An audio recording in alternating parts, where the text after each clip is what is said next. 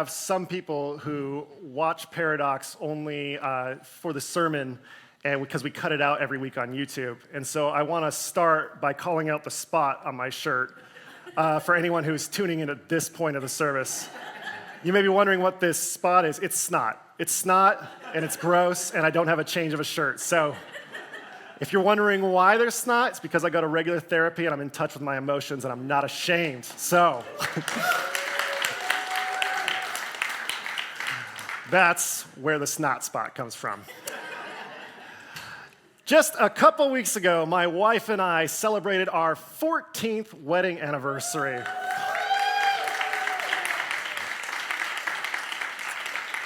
14 years ago, we said I do here in Redlands, California, and we were trying to figure out what to do to celebrate, and Kimmy had the last week off, so we got in a jet plane and traveled to the state of Tennessee and the city of Nashville this week. We just spent 6 days there, and we had an absolute blast. And I knew whenever I go anywhere and travel anywhere, I always want to blend in with the locals. So we made a stop at a boot shop, and I picked up some boots to make sure that no one would suspect I was from California.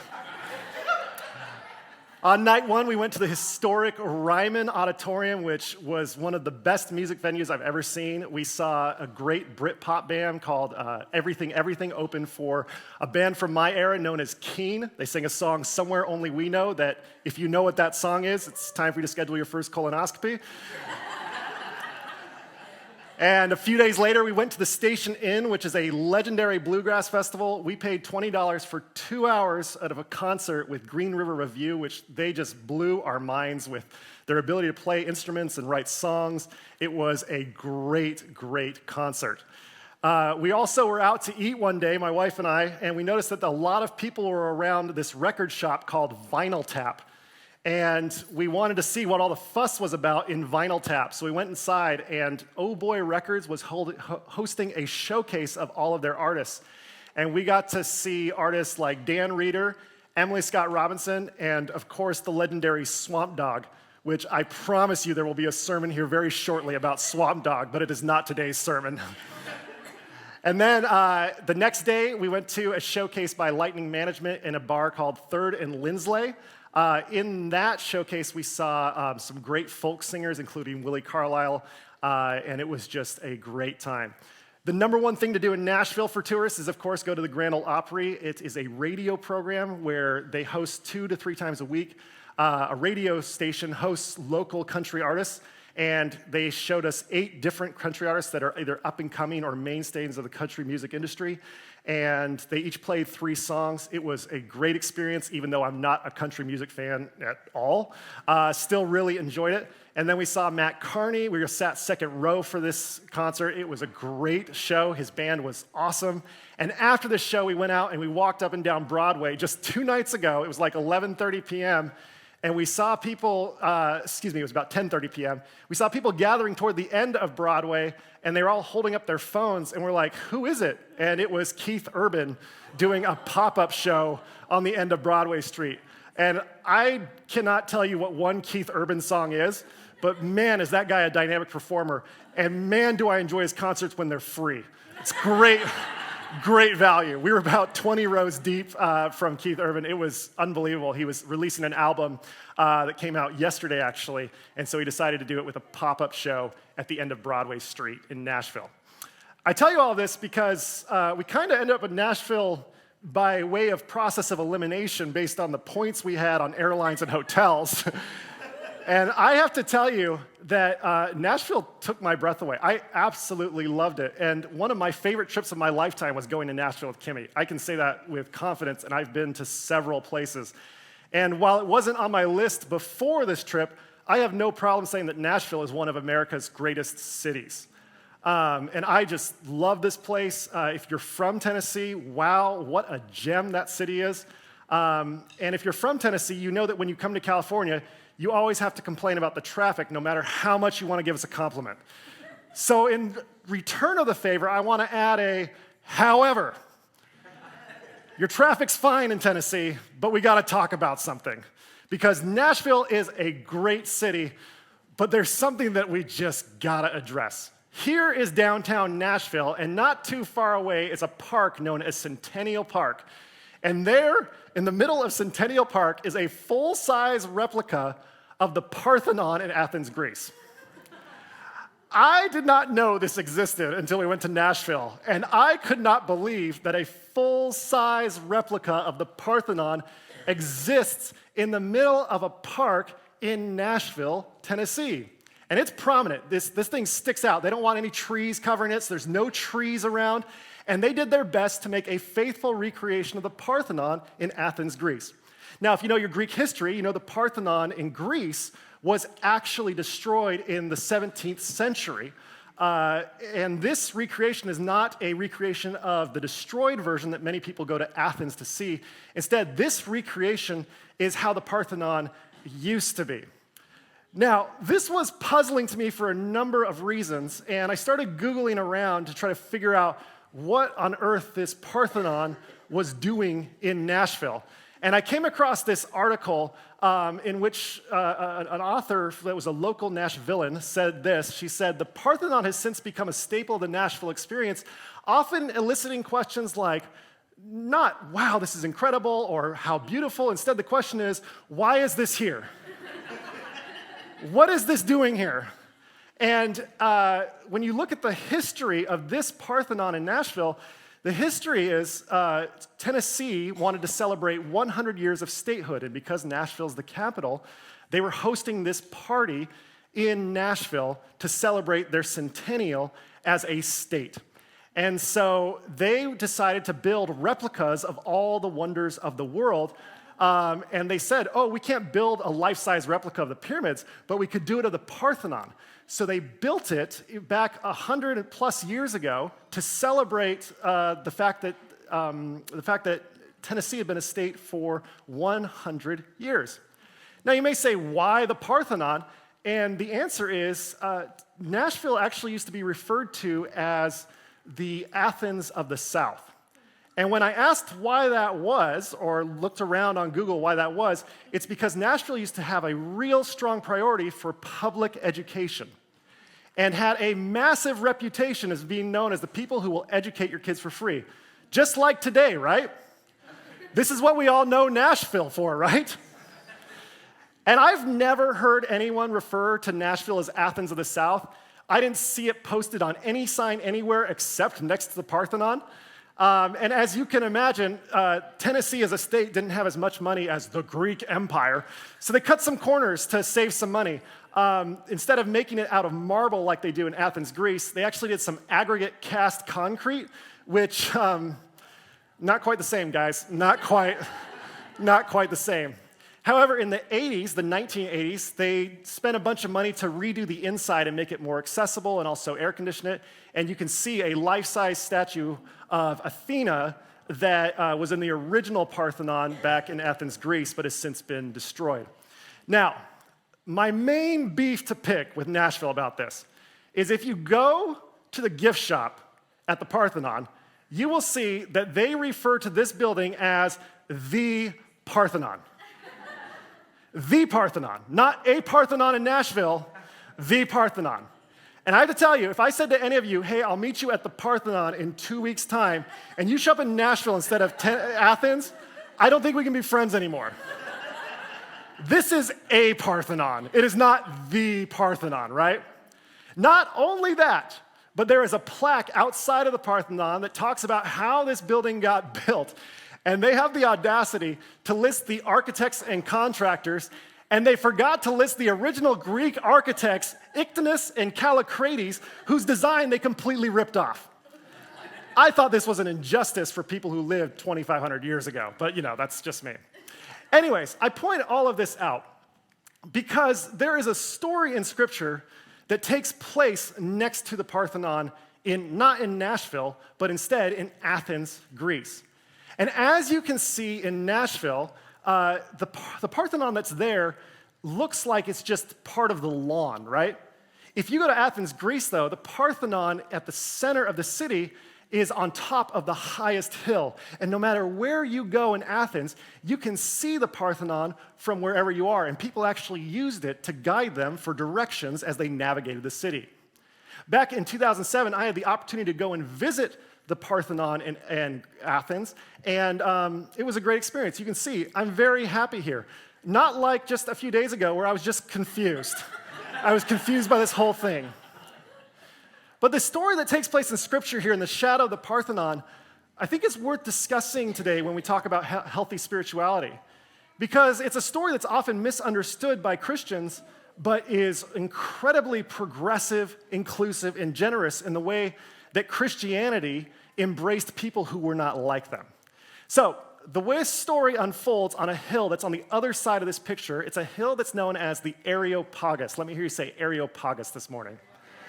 Areopagus, if you stand on it and look back up at the Acropolis, it looks like this. You can't quite see the Parthenon from there, but you can see the hill where it is. Now, the story goes that Paul, 2,000 years ago, shows up in Athens, Greece. He's out trying to tell the world about who Jesus Christ is and how this whole message of the gospel is helpful to people. And he arrives in Athens, and we are told by the narrator, a guy named Luke, that Paul is uncomfortable. Luke even goes as far as to say this: while Paul was waiting for Timothy and Silas in Athens, he was deeply distressed to see that the city was full of idols. Everywhere he looked, there was idols. And the reason this caused Paul to feel distress was because he was 100% Jewish. He grew up Jewish. He always identified as a member of the Jewish faith. And in the Jewish tradition, as many of you know, there are 10 rules, 10 commandments given by God to Moses, as the story goes. And the second of those 10 commandments is this: you shall not make for yourself an idol, whether in the form of anything that is in heaven above, or that is on the earth beneath, or that is in the water under the earth. It's a sacred commandment. Idols are bad in Paul's mind. And so Paul is living in Athens. He's waiting for his friends to show up. And as he's waiting, he's just feeling this anxiety, wondering if he's supposed to be here, and feeling kind of, like he's going against what his religion taught him growing up.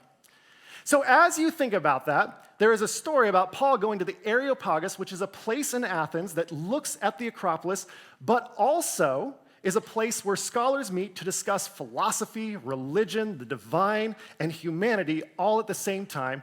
And Paul shows up there, invited because they heard him talking about Jesus Christ, and they say, "What do you have to say to us, Paul? We are the Areopagus in the shadow of the Parthenon." And it's here that you have to stop and ask yourself a question. What do you expect Paul to say here? What do you think Paul would say if he's a good Christian boy, right? Can you imagine if he went to this place and he looked at all of these scholars and these thinkers about the Greek way of life and Greek thought, and he said to them, "Hey, I want you all to know something. You're all sinners.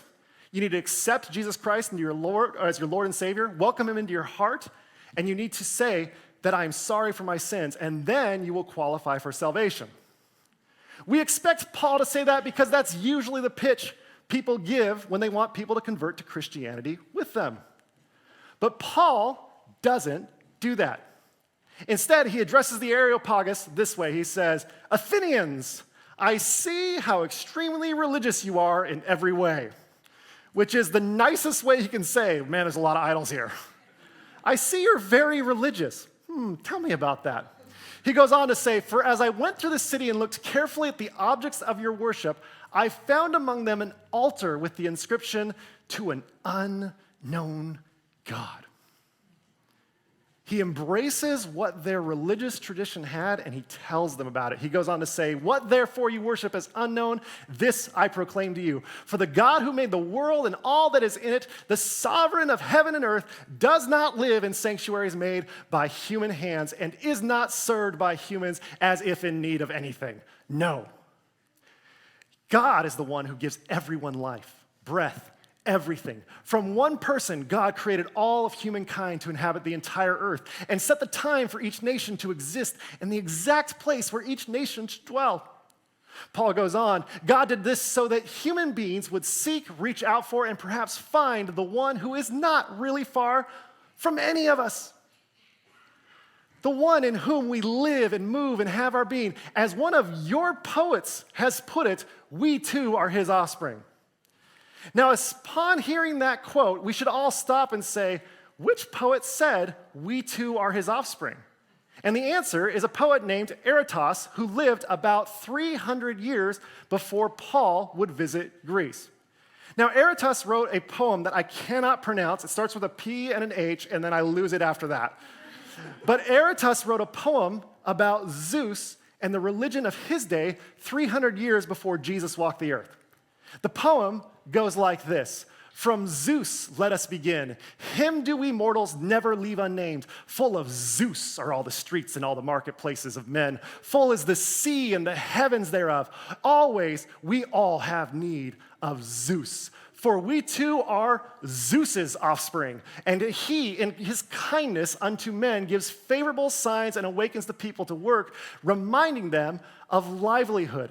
He, being Zeus, tells what time the soil is best for the labor of the ox and for the mattock, and what time the seasons are favorable both for the planting of trees and for casting all manner of seeds. For Zeus himself it was who set the signs in heaven and marked out the constellations, and for the year devised what stars chiefly should give to men right signs of the seasons, to the end that all things might grow unfailingly. This was all in a poem that Paul was aware of. And so he looks at these Greek people and he says, I know what your poets have written. And they were right. When your poet 300 years ago wrote, we too are his offspring, that's the God I'm trying to tell you about.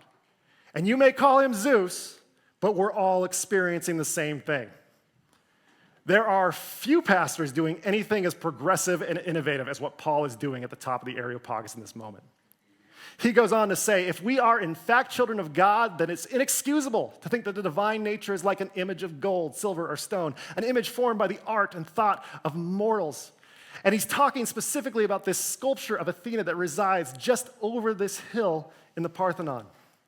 Paul goes on to say, God, who overlooks such ignorance in the past, now commands all people everywhere to reform their lives. For a day has been set when the whole world will be judged with justice. And this judge, who is a human being, has already been appointed. God has given proof of all of this by raising this judge from the dead.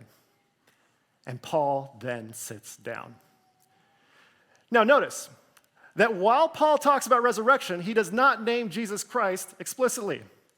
Instead, rather than giving them a name, he stresses Jesus' humanity. And upon hearing this, the Areopagus said, hey, we were tracking with you. We thought you had a lot of good things to say until you claimed somebody raised from the dead. And then we're out. They actually respond to him with these words, we must hear you on this topic some other time, which is a nice way of wrapping it up and saying, we're done. We don't want to hear anymore. And from that moment forward, Paul never went back to the Areopagus, at least according to Scripture. Now, the narrator Luke wants us to know it was not a complete waste or a complete missed opportunity. We read a few women and men joined Paul and believed. Among them was Dionysius, a member of the Areopagus, and a woman named Damaris, and a few others. But when we look at this story and what Paul said here, it's rather profound how Paul innovated and changed the way people thought about not just Jesus, but about God entirely. And as I talk to Christians about this speech on top of the Areopagus, I found that this whole sermon, this whole thought process is often wildly misunderstood. And the question that I want to ask each of you this morning is when you consider the words of Paul that we just read, the question that we have to ask is, what is Paul trying to offer the Athenians with this speech? Is he trying to offer them a theological jersey swap or a new way of living? Now, you may not be familiar with the term theological jersey swap, to which I would say, of course you aren't, because I just made it up. But I think it's adequate for the way that people typically understand Paul's speech on top of Areopagus. So, let me explain it this way. The closest NFL team to us is the Los Angeles Rams, which play in SoFi Stadium, right? And because my son was born here, he grew up being a Rams fan. And we took him to his first Rams game last year, and I had never been to a Rams game before that, but I learned that there's several practices and traditions that the Rams have that you get to participate in if you go to the game. You make a pilgrimage to their stadium and participate in the game as a fan. One thing that happens all the time is there's a guy on the PA who will, anytime the Rams do something good, he'll yell out, "Whose house?" And everybody's supposed to respond with, "Ram's house." And it's cool the first 17 times, and then it gets real old to me after that. Not only that, but if you go to the game, you're kind of expected to wear blue and yellow and cheer for that color. You try not to associate with the other team's colors. And then, if you're a real Rams fan, you have to have some beliefs, right? You have to believe that Cooper Kupp is the best wide receiver in the league. Now, let's assume that we lived in Minnesota, and I brought my son up in Minnesota, and we lived somewhere close to US Bank Stadium, which is where the Minnesota Vikings play. I have no doubt in my mind that Bodie would not be a Rams fan anymore, but instead be a Vikings fan. And things would be different if that was the case, right? For instance, we'd go to a different stadium. We'd go to US Bank Stadium instead of SoFi Stadium. Instead of saying Rams house, you say the word skull, and not just once, but like 1,000 times before the game, and everybody claps their hands together while a Viking beats on the drum. I'm not making up any of that. That's part of the pregame ritual. You dress in and cheer for purple and yellow, and you also have to have some beliefs. You have to believe that Justin Jefferson is the best wide receiver in the league. Now, I point this out because there are definitely differences between being a Rams fan and a Vikings fan, right? But if you back the camera up a little bit, it's kind of the same thing, right? It's kind of the same experience. You root for one NFL team, you kind of know what it's like to root for them all. Yes, they each have different traditions. Yes, they each have different narratives. Yes, they each have different beliefs. But it's all kind of the same experience.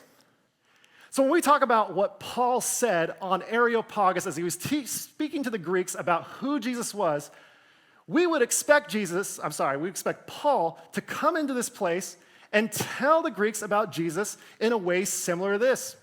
We would expect him to walk up there and say, "Hey guys, instead of Zeus, I need you all to say Jesus Christ. Instead of temples, I need you to stop that and I need you to start building churches. Instead of dancing, I want you all to stop because we're no fun as Christians, and instead, just start singing hymns. And instead of sacrifices, please take communion instead. It's the right ritual." This is a theological jersey swap, and it was not the point of Paul's speech at all. That is not what Paul was going for in any way, shape, or form as he spoke to these Greek scholars.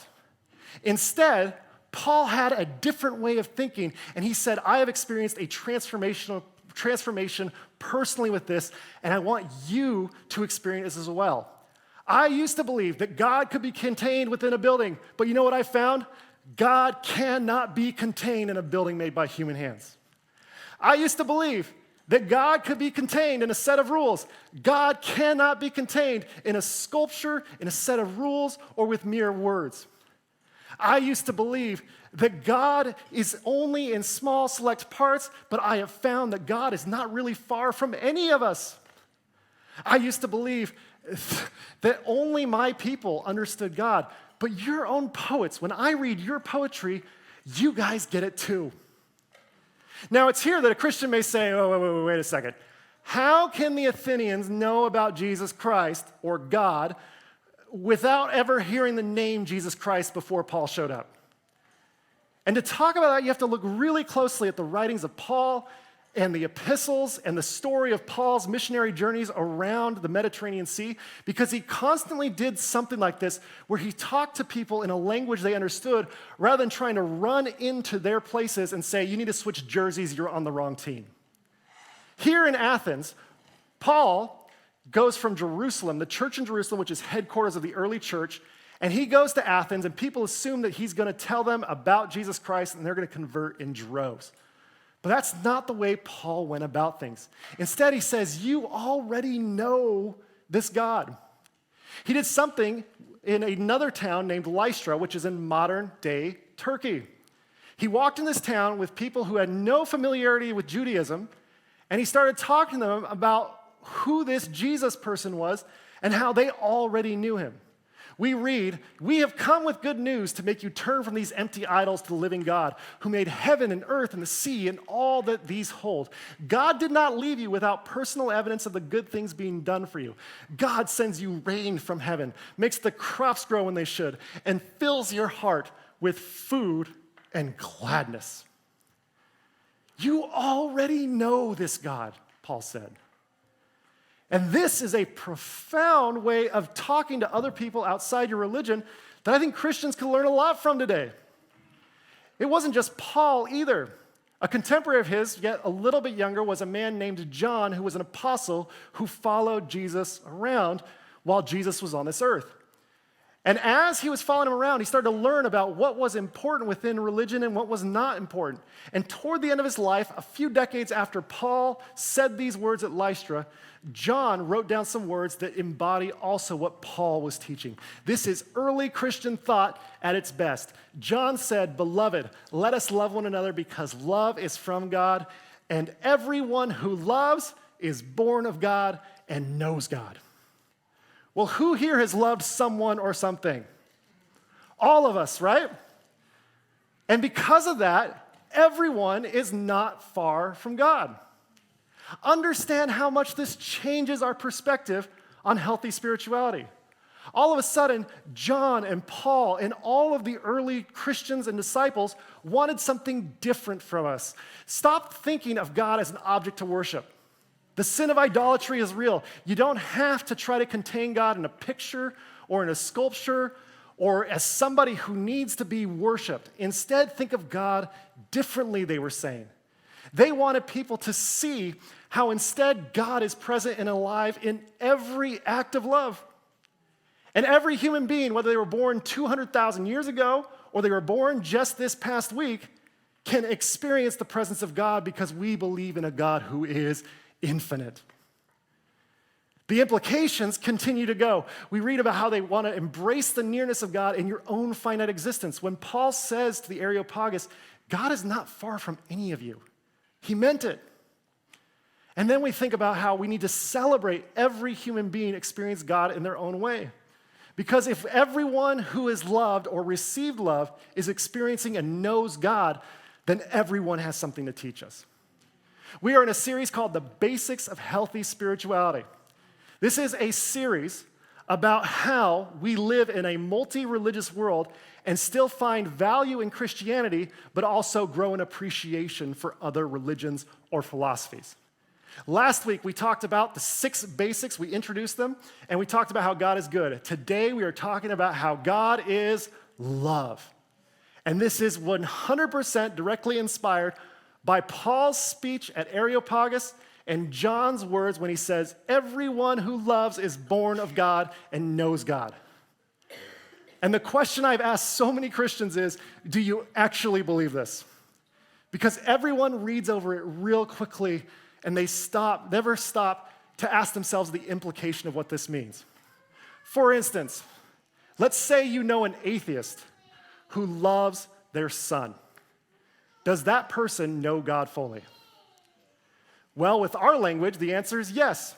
The atheist would never use the same language as us, but we have nothing to convert or nothing to reveal or nothing to show them that would want them that would all of a sudden override their own personal experience. If a Hindu has compassion on a person who is in need, does that person fully and completely know God according to our tradition and from our perspective? Yes. 100% they know who God is. And there's nothing more that we can teach them that love can't already show them. If a Muslim loves their imam, their community, their mosque, they love the people around them, does that person know God fully? From our perspective, from our tradition, and with our language, yes, 100%. This is the point we are all trying to work toward. And we think about church and why we gather on a weekly basis and why we have these sermons and these songs and why we get together. The whole point of all of this is love. There is no other end game. This is why the highest testimony you can have as a person from Paradox is that church helped me to become a more loving person. Now, it's here that people start to question, wait, are you saying there's no value to Christianity whatsoever? No, I'm not saying that. I have found that Christianity constantly calls me back to this and challenges me to find more ways to forgive people, love people who are difficult, find more ways to accept people who are not like me. And I wish I could ignore all those passages because it's kind of annoying when I have to love someone I don't really like, right? But this is the whole challenge of this religion. And I have found that when I spend time with people who are of different religions, whenever there is this end goal of, I want to make the world a better place, or I think that it's worth being human on this planet, or I just kind of love being here, or this whole set of beliefs helps me to be a kinder person, well, then at that point, we're all talking about the same thing, right? We're all working toward the same goal. And it's that really is where I think we talk about healthy spirituality. This is the thing that we have to come back to. God is literally love. God is not an object for us to worship, but instead is found every time we hug someone we love. God is found every time we take care of someone in need. God is found every time we forgive someone. That is who God is. And if I think about Paul and who he was and how different our culture and our era is today, I frequently think about what Paul would say to Christians and how he would try to course correct us, 2,000 years after he lived and he talked about Jesus from his perspective. I have this conviction, and I could be wrong. I've been wrong lots of times in my life. But I have this conviction that Paul would give us a very similar sermon to what he gave at Areopagus, with just really like a couple words changed. 2,000 years ago, Paul said, "For the God who made the world and all that is in it, the sovereign of heaven and earth, doesn't live in sanctuaries made by human hands." In our multi-religious world, I think Paul would say, "For the God who made the world and all that is in it, the sovereign of heaven and earth, doesn't live in religions made by human minds." No religion can contain the infinite God. No religion can say, we know God better than everyone else. No religion can say, oh, we've got the truth and all of you are holding a silver medal. Anytime someone says, well, I participate in the one true and correct religion, I'm always like, I'm out. I have no interest in what you have to say going forward. Because at that point, there is this lack of humility that does not allow us to proceed further in conversation. I think religion is valuable. I've built my life to participate in this religion, right? I just want you to know, I think healthy spirituality can be found in every religion in the world, including Christianity. And this is the fundamental that brings me back to remind myself that I worship an infinite God who is not far from anyone, who can be experienced the moment we love the person closest to us. And as I think about all of this and modern religion today, it brings me back to a rather strange place because it gives me a strange picture of religion. And that place is in front of a Parthenon in Nashville, Tennessee. Because when I think about that article, which says the number one question this structure elicits is, why is this here? I think about how much Nashville missed the point of being Athens of the South. If the point was that they were people who championed education over everything else, then they would have figured out a way to make college free for everyone. That would have been living up to the name, the Athens of the South, right? Now, it's here that people would have come from far and wide, and they would have said, like, how did you do it? How did you figure out how to make college free? It's so expensive. There's rising costs of living. There's benefits. There's tenure. There's all these things we have to pay attention to. How did you do it? And they would say, well, it's who we are. This is what we do. We figure out a way to bring education to everyone. We are the Athens of the South. Now, Nashville's got a great identity as Music City Central. It's wonderful. It's a great identity. I don't want to knock anything on that, but that's what that would look like from a religious perspective, right? We are in a building project of our own, and we are slowly working forward on this thing. We are hoping that this thing will be done within a couple of years. I cannot wait for it to be done for so many reasons, but I am also very excited about the future. Now, let's say 50 years from now, after some of us have passed away and some of us are still living, there's people who see this building that's left behind, and the number one question they ask is, why is this here? What's this doing? Oh, it's a church? We have like 100 churches in Redlands. Why do we need another one? But if they hear about how we included people who are not easy to include, if they hear about how we prioritize love above all else, if they hear about how we were one of the first affirming churches in Redlands, if they hear about a community that cares about people who are hurting within our walls and beyond our walls, then instead of asking, why is this here, they'll ask, how did they do it? What did they have? And it's there that we can say, well, we have this message of Jesus Christ that constantly inspires us to be more giving, more inclusive, more loving, and more generous.